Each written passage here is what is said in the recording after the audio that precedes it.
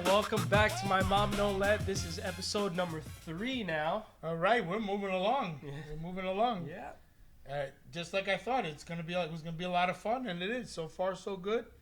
We're right in the middle of some great sports. No, it's incredible. The NBA and NHL championships are amazing.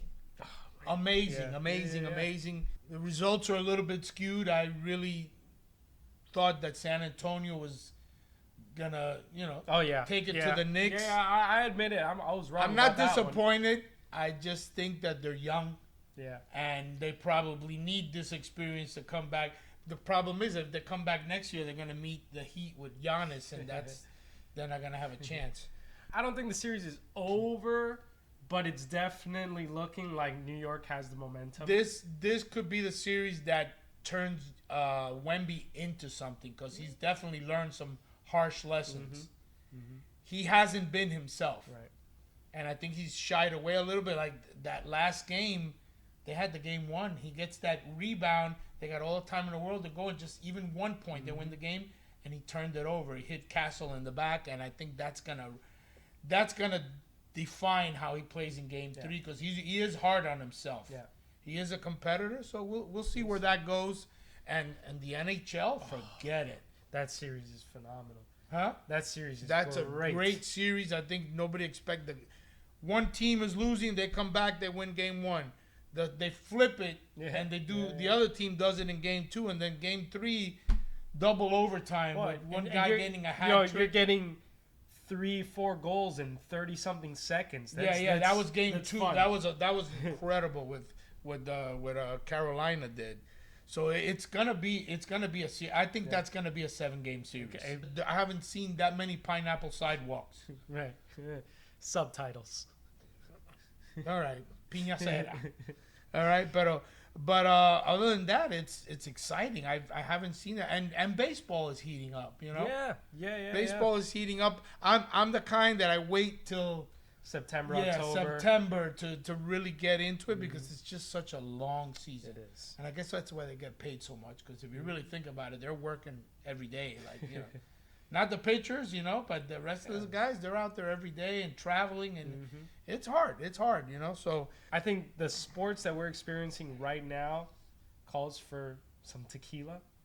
Yeah, a couple shots. Yeah, maybe, and that's what today's spirit is. We're gonna dive into some tequila, and I see some really interesting stuff here on the bar. So you're more of a tequila expert than I am. All right, so I mean, we can start with the reposado. This All is right. going to be, just to give you a little science here, usually aged anywhere from like 2 to 11 months, so less than a year age. But that's what gives it the nice color. That's what gives it the flavor. Hence the name smoothness. reposado. It's rested. It's Please. I say this with all the love in my heart. There's only one S in reposado. It's not resposado. Thank you. You probably hear that a lot. Huh? Every single day. Can I have a resposado? Yes. There is only one S in reposado, and we're going to dive straight into it. All right. It's a really cool. But you know We what? got the Mágico here. I might sound a little bit like,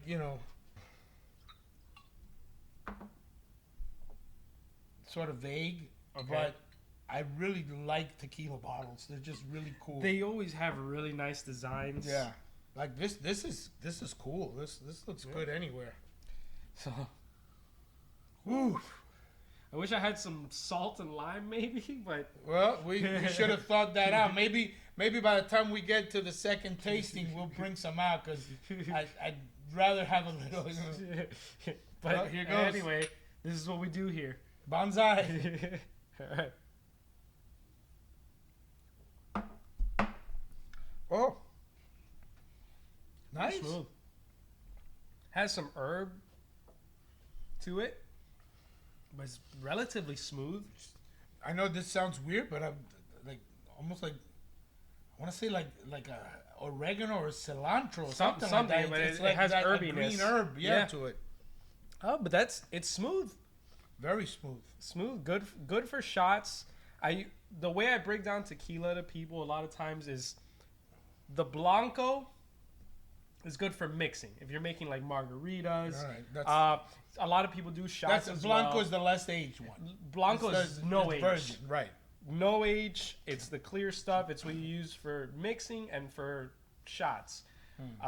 Reposado now with that age, you could still do shots. I don't recommend mixing too many cocktails. You can for higher end cocktails, but better for like shots or like sipping. You can put this on the rocks. I think I would enjoy this on the rocks. Yeah. I think I would like it better on the rocks. Yeah. I'm when it comes to shots, for me it's special occasion. Yeah. You know? Yeah. I learned the tequila lesson on my 23rd birthday. It's a long time ago. What? 44 years ago. But I remember where I was and the stuff that happened. But it was kamikazes. Oh, yeah. We were having kamikazes. That'll get you. It was with an old friend of mine. Name was Tito. And if I remember correctly, we fell on a table from the second level of level 3, which was a club here by the airport. Is that the one that had like an elevator? No, that's where I worked. I worked at Allegro, which was at the Omni, and it had an elevator. The dance floor was an elevator. I went from the first floor to... That was a very cool they probably club. got rid of it for legal reasons. No, they never got rid of it. It was there till they closed down the club. That's what I'm saying. So, tequila and World Cup soccer. That's our topic today. I think it goes hand in hand. Do they go hand in hand? Yeah. Hey, World Cup soccer fans, I give them credit. They're nuts. Yeah. They go there to have a good time, and they're singing from the beginning till the end. It's a different atmosphere. I think it's a part.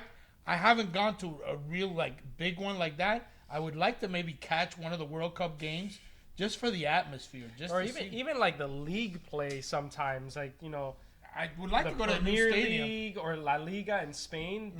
Those fans get really rowdy. They get aggressive too. And it's probably a lot of tequila involved in that. Okay, so fueled by tequila. Yeah, is that like what the Mexican team trains on? Yeah, instead of water coolers, they got tequila. Okay, so that was pretty cool. Not to mention, like I said, this is El Mágico Tequila Reposado. Yep. This is 80 proof. Okay. Yeah. They're all about the same, right? Right. They don't really teeter. Yeah, there's some high proof tequilas out there. Some people love that. Most people go for like this level. It's not gonna punch you too hard. Yeah. You'll get buzzed on it, but. No, but that was good. That was really good. So, do you want to jump into number 2, or do we want to... Let me pour number 2. Okay. It's a mezcal, actually. Mezcal Cristalino. So, the Cristalino, it just means that they filtered out all that crap. You know, so that's why it's clear. So, this one had crap? Good crap. All right. This one's going to be like an artisanal style mezcal. Usually tends to be a little bit smoky. The Cristalino aspect to it does smooth it out. Oh, okay. So it's been filtered. That's what you were explaining. Right. It smells different. Okay, it's got a different note to it, a totally different note. What is that? What am I catching? I can't really... If it were wine, I'd be able to tell you. I mean, usually, so for the mezcals, they do... They'll basically put the agave into like a furnace. Okay. So like that's the smokiness. Yeah. Yeah. Now I got it. Yeah, it's the same thing, but you get it. But you know what I like? It's not that overpowering smokiness. Like I had a bottle of Balvenie somewhere, whiskey. Great, but it was too smoked for me. So I have a full bottle there sitting somewhere because I like smoke, but this was like if you were drinking a cigar. Right, you know, right. It was really, really, really rough. But this here goes nothing. Cheers. to the World Cup.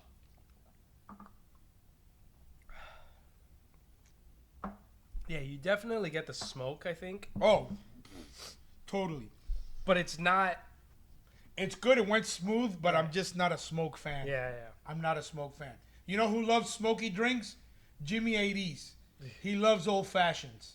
You give anywhere you see that guy. If you guys know Jimmy 80s, give him an old fashioned, and the guy will love you forever. He loves smoky drinks. World Cup. Huh? World Cup. World Cup. I mean, I'm waiting to see what happens. By the way, U.S. lost to Germany, 2-1. But I mean, that's still, it's still like the friendlies, warming up. But the World Cup is the World Cup. Usually the same, the same culprits always. Yeah, I think this year the favorites are going to be between like Spain, France. Okay. You can never count out Argentina. They won the last one. Brazil is always up there. Germany, I would say, is like a dark horse. Yeah. How about the other, like the Netherlands? No, England. England is up there. England is up there. But I think right now everyone is thinking Spain or France. I mean, you have some star power there. Oh, absolutely. I mean, you can't count out Messi, but and Mbappe. Mbappe to you. I don't know. I admit it. I confess. I don't know all the names. I do follow it. I like to see it, especially if the U.S. makes a little run. And I'm hoping so. Especially we're hosting a lot of the events. Yeah. No. So cool. If the U.S. is going to do anything, this is the year to. Miami's going to be a party. Oh yeah. Miami's going to be a party. Yeah. There's going to be a lot of happy people and unhappy people, but they still go and they party. Like the entire game feels like a party. Yeah. It doesn't stop. So we're talking World Cup, favorites and all that stuff. Think back. Okay. Who would you say is the best player? The name that automatically comes up to me, only because I grew up hearing that name and seeing the commercials, and is Pele. Yeah. Yeah. And I mean, it's hard to argue. That's one of the greats. His athleticism too, his speed, like he was. I know Messi's great, but I've never seen him do that flipping, and kick it, and some of the stuff that Pele used to do was, It's hard to argue. I can't disagree. I think when it comes to all-time greats, it's like 1A, 1B. For me, I have to say Messi. I used to think it was between Cristiano Ronaldo and Messi. I think lately Messi has proved the longevity. Well, yeah, at his age, he's still top tier, and he has a better resume, I think, as far as like winning the championships, he's to me the GOAT. I think the players back then were not that they weren't dedicated, but they lived life differently. Yeah. Pele partied, and not to mention like Maradona. Oh yeah. There was pre-powder and after powder Maradona, and that eventually was his doing. He just he flipped out. Yeah. And he's a little bit dirty, a little bit of a dirty player. I remember there's one play that there was something he did. The ball was out, and I don't know what he did, but it's been known as a dirty play, and he got away with it. But for me it's Pele only because of what I can remember. I think he was like the first GOAT. He was the first GOAT. Yeah, he's like the Michael Jordan, Yeah, which is still the GOAT. Debatable. You can't. LeBron. You can't. For me, I think if you're gonna compare the two, you gotta talk about athleticism, and Pele was a great athlete. Yeah, he was. I think Messi though is a more skilled, polished player. Okay, I can't disagree with you. Not because I don't want to. I definitely want to disagree with you, but I don't have enough. Like I would need to sit down and watch film. which I haven't watched enough of to really make that determination. But it's debatable. It's definitely debatable because they were both, and in his time, nobody, there was nobody. For instance, at that age, I was definitely not a soccer fan. But you knew the name. name. I knew the name Pele. Like I knew it. Like I knew that name. It was on the cereal boxes, like stuff like that. But soccer has changed. Yes. In the U.S. I think it's almost become more mainstream. I would say if it's not there, it's almost there. Yeah. First of all, in the parks, I think soccer is replacing Pee Wee football. Yeah. Because parents are holding their kids from playing football because of the stories, because of the head injuries, and you see a lot. Plus, you know what? Let's put it this way: as a business, it's a cheaper thing. Much. They get a field, they get jerseys and a ball. That's why it's the most popular sport in the world. Yeah, there's no equipment, and in the world's third world countries where they can't find a ball, the kids will make a ball out of something. Oh yeah. Masking tape. I remember even as a kid, sometimes if we lost the ball, we'd get masking tape, make the ball with a wiffle ball bat, and play baseball with a masking tape ball. So it lends itself. It's easier. It's more accessible. Like even if you ran a basketball league, you remember the nightmares of running a basketball league, especially when you're trying to obtain indoor courts and stuff like that. There's a lot more red tape. If you get to a park and they allow you to use that field, game on. 2 nets and a ball, and a bunch of little kids running around.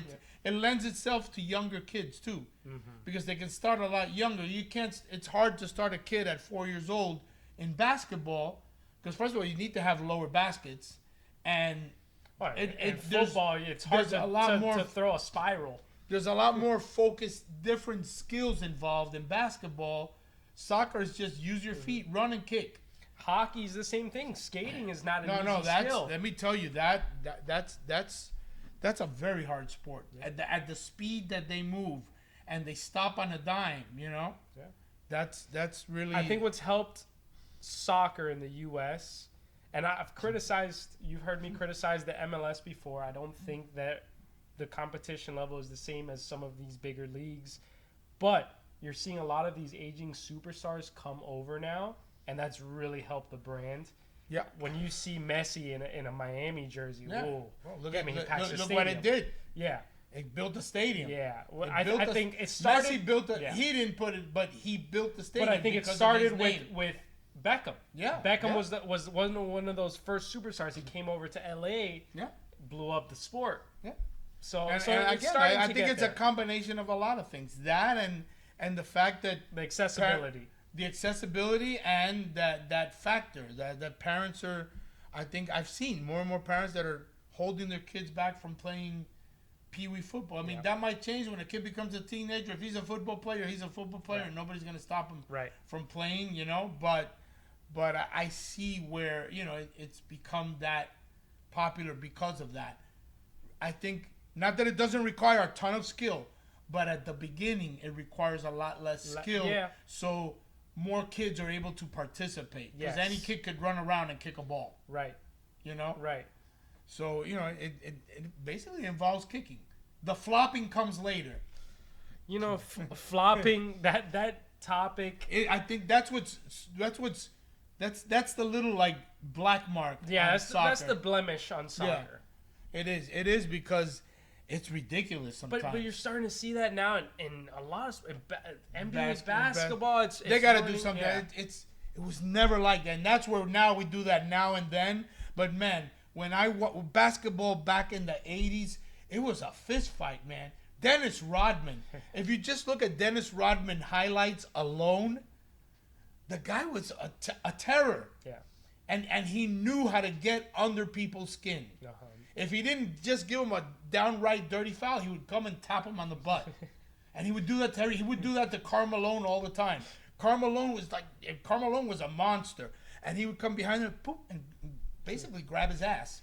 And he did it to Alonzo too. Did you see they were talking about in the Spurs series, Keldon Johnson. He went to go give De'Aaron Fox like they were subbing out, and he went to go give him a high five, grab his package. Oh, well, that's so a whole that's a other different level of motivation. Yeah. but no, that's in soccer. That's the one part that I see that. My gosh, it gets like, all right. I mean, I've seen people at the park. Unless they're giving awards for like the acting awards for that part of the game, then come on, do something about it. The part that I really don't like is I've seen it even at the parks. You know, you play pickup basketball, you call your own fouls, like whatever, and that's a thing. But you go to play soccer at a park, and there's people flopping and crying.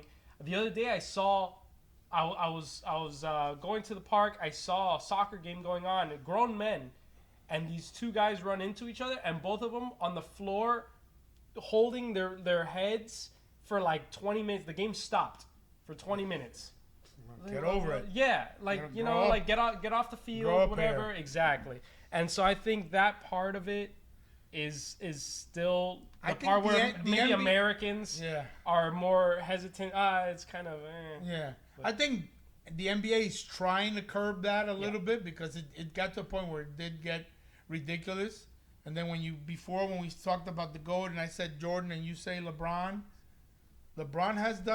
he's taken some acting classes. He's taken some flops. Jordan just got his lip busted, get up and scored 30. But you know, if Jordan was in today's NBA, he would probably wouldn't use flop that to his advantage. But he wouldn't flop. He would be more of getting fouled because he'd just take it to him. It's part of the game, though. You know, you get fouled if the refs call it. Hey, Tony Brothers will call it. I'm taking the free throws. Yeah. Flopping, I could do without. I could do without it. I'd rather see them, go at it like fight soccer. Yeah. Remember we talked about that last episode? Okay, you guys, you're going to look, go over to the corner. Make it like hockey. Yeah. Throw the cleats off. Yeah, take the cleats off so there's no punctures and stuff like that, and just go at it, and then break them up after 5 minutes, and then usually get over it. But no, that's the part that I don't. Yeah. And I don't know what they could do to maybe facilitate scoring. What hurts me about soccer is watching a 1-0 match. Yeah. 90 minutes to see one goal. Yeah. And I know that's important. Because the kick is everything. It's not easy. The kick is everything in soccer. That one kick is what determines everything. And as we're talking about kicks, I was thinking, as we're talking about this episode, doing World Cup, then what are some famous kicks, but from other sports? Automatically, my brain goes to football, like American football. Yeah, the field goals.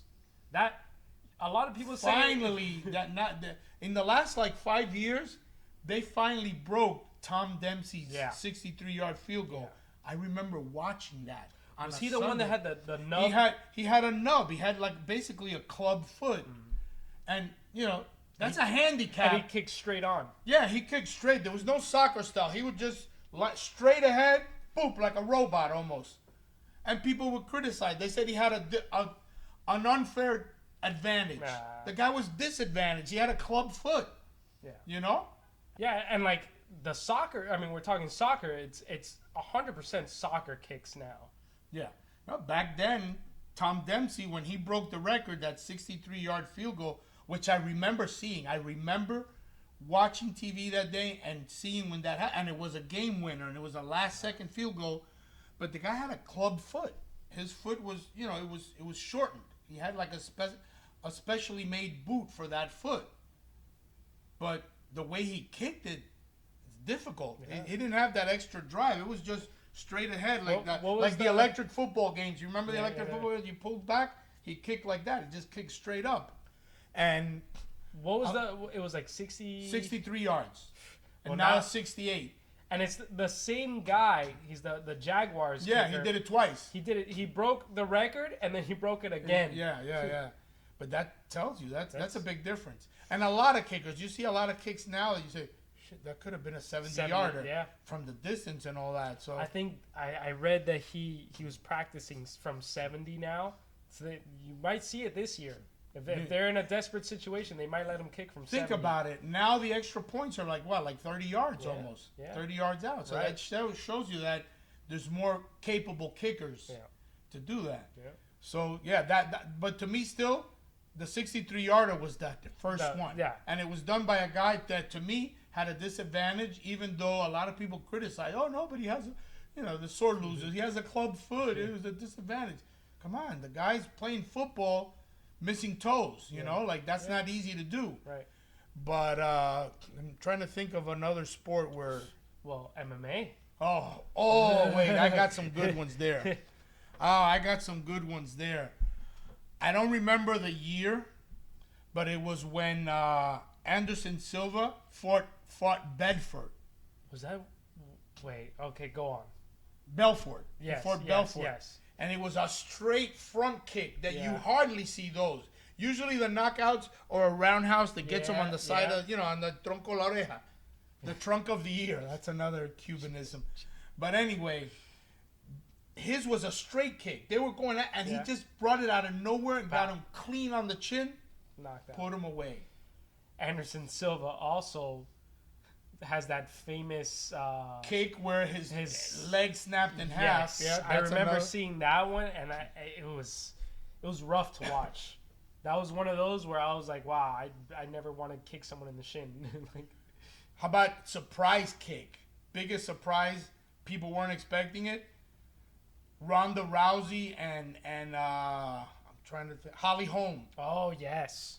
Yeah. And she clocked Ronda Rousey was never the same after that kick. No, I think that derailed. I think that ended her career. Yeah, with the exception of that recent fight with Gina Carano, that was a money grab. Yeah, that was definitely a money grab. But yeah, and there was a recent one, and I'll come back to it later. I'm gonna remember, but there was a recent one, and I'll remember the names where the guy threw a kick, and the guy got it and grabbed it. And the guy did a spinning back with his other foot and knocked him clean out. I love seeing those. That was like a video game kick. It really was. I love seeing those when they like jump off the cage. Yeah. No, this was incredible. He kicked and the guy blocked it and started to hook his leg, and he immediately jumped off with the other leg and knocked him out. I'll remember the names later. I'll come back to it. I'm getting a little bit thirsty. I think I want to go to tequila number 3. This is a thirst killer? Well, maybe it makes me a little bit more thirsty. Okay, all right. It is an That añejo. Looks interesting. Okay. This is the Penta Añejo. This is going to be aged now a couple years. Okay. It's a beautiful bottle. Again, tequila in their bottles, you know? This one, it's a little bit pricier on the retail. Yeah. Usually you're hovering like closer to that 200 mark. Ooh, okay. But I would imagine, I've never had this one before, so this is a first for me. This is a first pour. I would imagine it's gonna be smooth, but only it better be smooth at 200 and something bucks a bottle.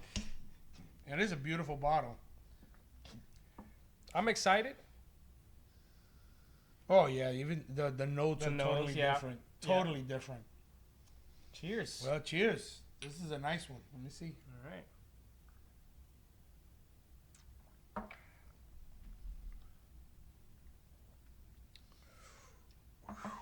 You know, it didn't burn. No, it burned after. Yeah. When it went down, it came out my nostrils. Like I felt the burn out of my nostrils, but. Is this a higher proof or is this the same proof? I think this is a... Flavor was very smooth.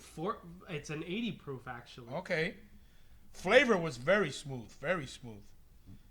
This is more of a... This is a shot tequila. And I always recommend for añejos, either drink it slow. You can also do... I mean, you can do shots of any tequila, really. Right. But this over some ice, sipping... This is a special occasion tequila. I would definitely say it's a special occasion for people that really like tequila.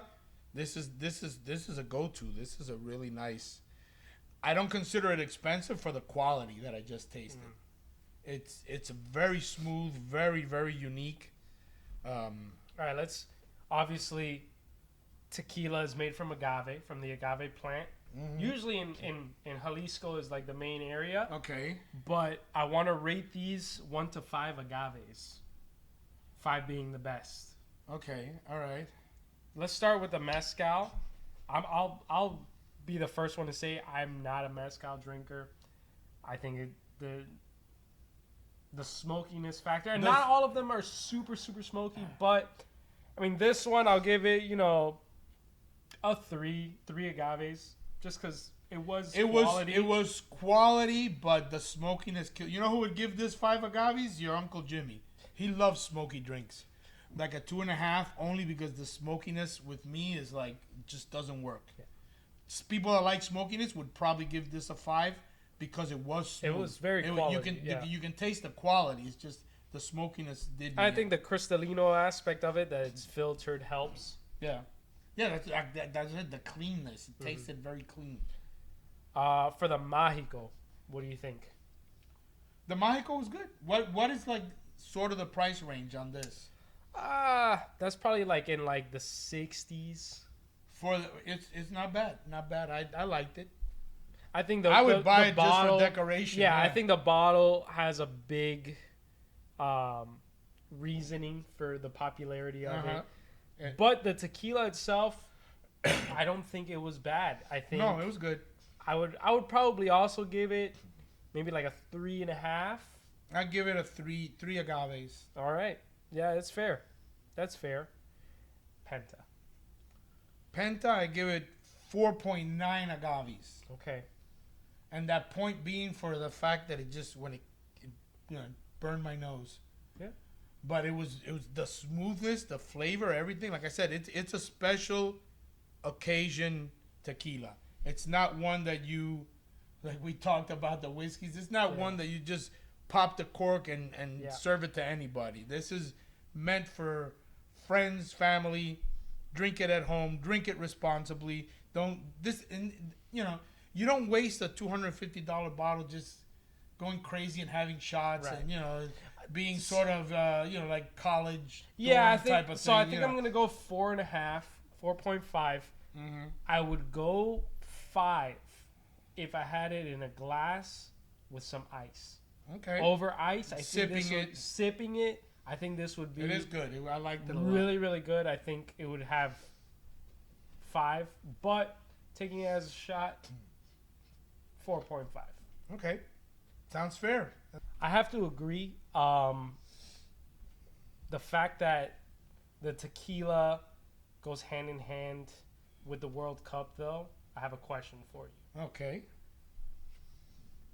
What country do you think has the best food? World Cup team with the best. That's gonna World be Cup food rankings. This. Okay, all right. We're gonna rank them. First of all, the 2 favorites would probably be right up there on the food ranking too. I would say so. I would say so. Spain, paella. Yeah. Bellota ham. Tapas. Yeah. Cochinillo. A really well-made cochinillo is like, come on, like. And I mean, French cuisine. That's the gold standard. The gold standard, the Michelin. You know what? And believe it or not, one of my favorite French dishes is chicken fricassee. Fricassee de pollo. Yeah, but more fino in French. Chicken fricassee. Because the way I've had it, they just bring you the whole pot. But the flavors, when it's done right, it's the kind of food that when you eat it and you want to keep eating and eating because the flavors are just so. And of course, France, their sauces. The sauce. They're known for the sauces. Their sauces, everything else.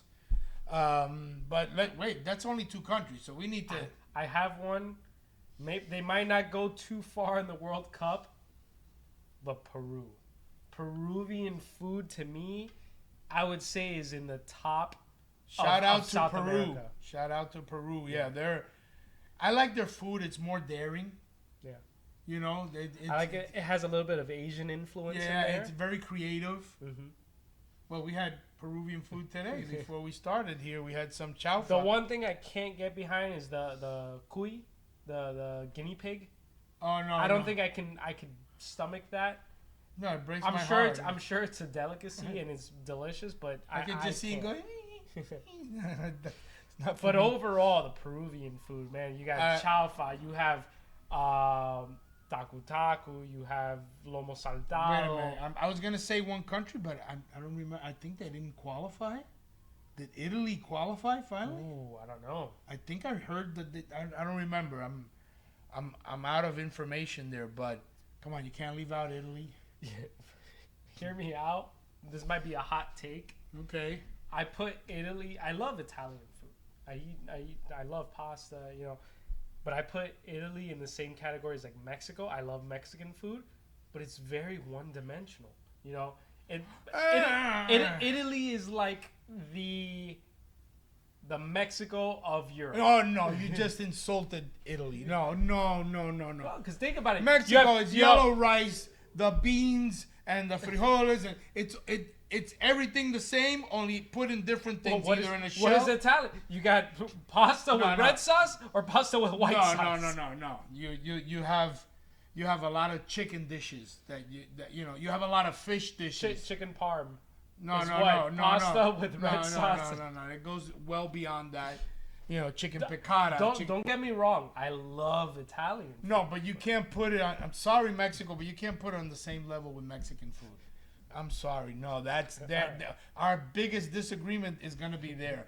I've had top Italian food, and it's different from your just pasta and stuff like that. When you get into the higher end Italian restaurants and you have some of their specialties, it's a different. I guess you can say the same thing. They get them on the desserts too. Yeah, I guess you can say the same thing about Mexican food though. We know like Tex-Mex and whatever, but if you think about like higher end Mexican food, they do have some specialty dishes.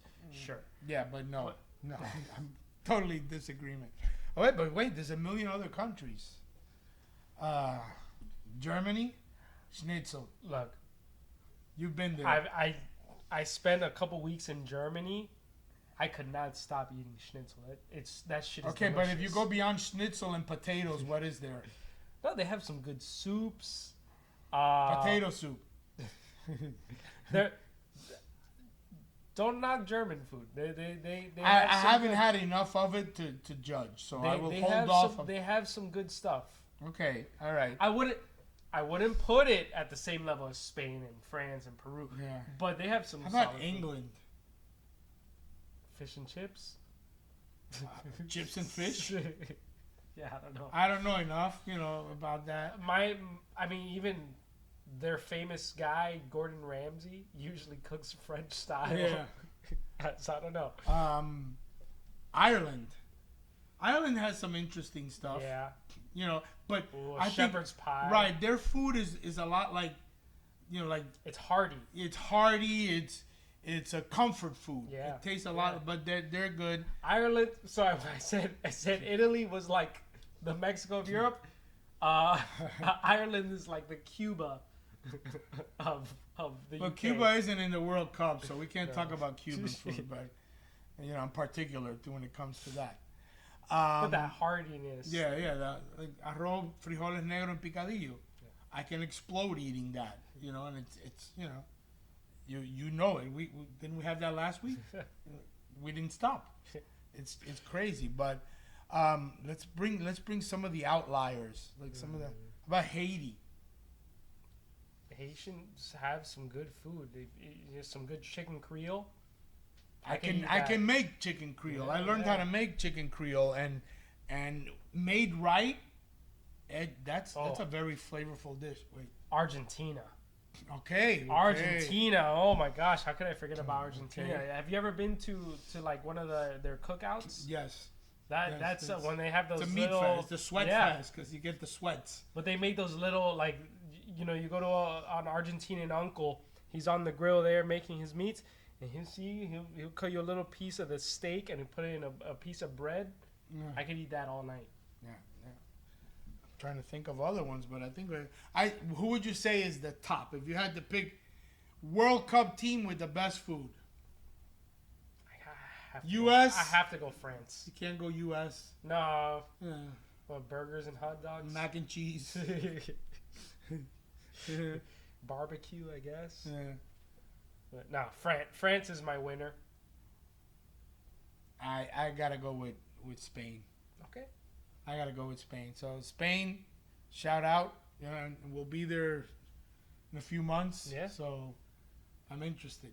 But I'm interested in having the real paella. Yeah. The one where it's raspa. You know what raspa is? Oh yeah. That's how it's supposed to be. They don't make it like that here, but it's basically it's burnt rice at the bottom, right. and you're scraping. I'll tell you what. I'll switch from France to Spain if we get some bulls on board to get on the show.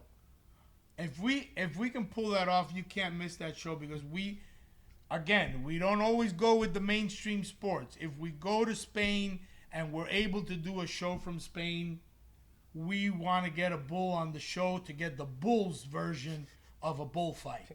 Everybody, it's always the bullfighter. It's all, you know.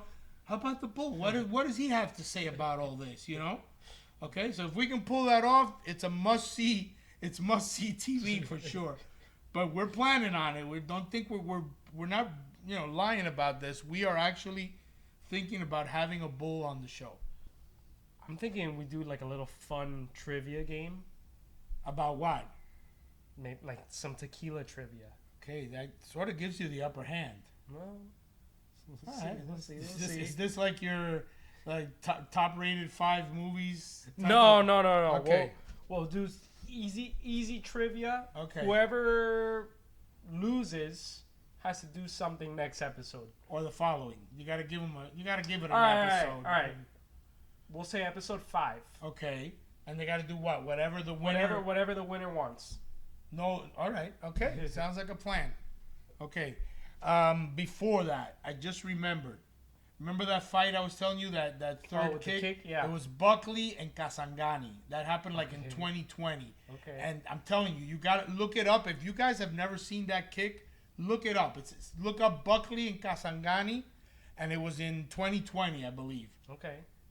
Incredible. It looked like it's something from like Mortal Kombat. Game. Which, by the way, the new Mortal Kombat, oh my gosh, it's awful. I gotta watch. If I had to give it tomatoes, I would give it sauce because it doesn't even deserve a full. I turned it off. I turned it off 10 minutes in. Okay. It's that bad. Yeah, I gotta watch it. You gotta watch it anyway if you're a Mortal Kombat fan. That's why I was gonna watch it by myself. I made some popcorn. Oh God, it's awful. All right. So go ahead. I'll you go first. Yeah. All right. I'll give you a relatively easy one if you know anything about tequila, which I don't know. All right. You asked me wine and whiskey, and we're down. But there's a term in tequila. Jimador.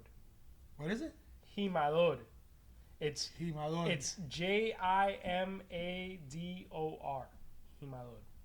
Who is the Jimador? Who is that? What does he do? He is the guy that gives it the final.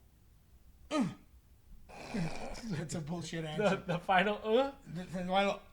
Like he tries it. I'll give you a hint. Gives it the seal of approval. I'll give you a hint. I'll give you a hint because that's a totally wrong answer. It's more towards the beginning of the process. He's the one that picks the agave that's gonna go into the tequila. It's like an agave farmer, yes. Okay. Whew, lucked out on there. I'll give you half of a task for episode 5 because you got it wrong. No, give me another question. Double or nothing. If I get it wrong, then I have to do the full thing. Double or nothing. How long is an extra añejo aged for? Minimum. Minimum 2 years. 3 years. Sorry, no, too late. Well, that's okay. it. You lost. So I'll ask you a question anyway. I know you're gonna get it, but where or can tequila be made anywhere in Mexico? And if not, where? Wait, but you're son of a bitch. That's a trick question. Because there's an answer, but it's not. That's a trick question. No, because most of it is in Jalisco. Okay. But it's not 100%. There's doesn't all tequila come from Jalisco? Not all of it. most of it. I would say 99% of it. Okay, all right. I'll give you the question because I was just pulling. I was pulling for straws there. I was trying to to trip me up. Trying, you got to try. I'm already in debt now, so who knows what you're gonna have me do. This was a fun episode. I mean, the tequila's definitely hitting a little bit. It's yeah. I mean, 3 shots of tequila. Memories of level 3 by the Miami International World Cup. I'm really excited for the World Cup. I'm hoping that this is finally the year that the U.S. makes a little run. We should try to catch a game. You know, one of my favorite memories of the World Cup was I went to a bar. I think it was like maybe 2014 or whatever. When the U.S. had a decent team, it wasn't great. They lost in the round of like 16, I think. But I went to a bar and they were making a little run, and the bartender decided to give everyone red, white, and blue shots. Oh wow! And you know the USA chant started. That was fun. So I remember when the U.S. women's team destroyed Japan. You remember that game? I think we watched that game. Yeah. That they destroyed like 5-0, 6-0. In the first period. Yeah. It was a destruction. Yeah. That was exciting. They were good. That team was good. Yeah. Well, I'm excited for next week too. Next week we're gonna tackle a sort of different sport. Okay. Well, you know, I told you I was gonna come up with different sports. And I know we have a special guest. Yeah. So next week we're gonna be talking about the sport of comedy. And how is it similar to a sport? You know, because think about it. These guys are mental athletes, if anything, but they, you know. So we're gonna tackle that. I think we're gonna be having some martinis next week. Martinis. Okay. Martinis. All right. So it's gonna. I guarantee you, it'll be a fun episode. We're looking forward to it. I think so. Yeah, I think so. So till next week. Oh, and by the way, don't you have a shout out? There's somebody that's watching you all the way in Rivas, Nicaragua. Absolutely. Para toda mi familia en Nicaragua, un besito, abuelita, te amo. She watches the entire episode and doesn't understand a word of English. That's commitment, people. So please give us a like, subscribe, send it to a friend, and we'll see you next week. See you next time. Hasta la vista.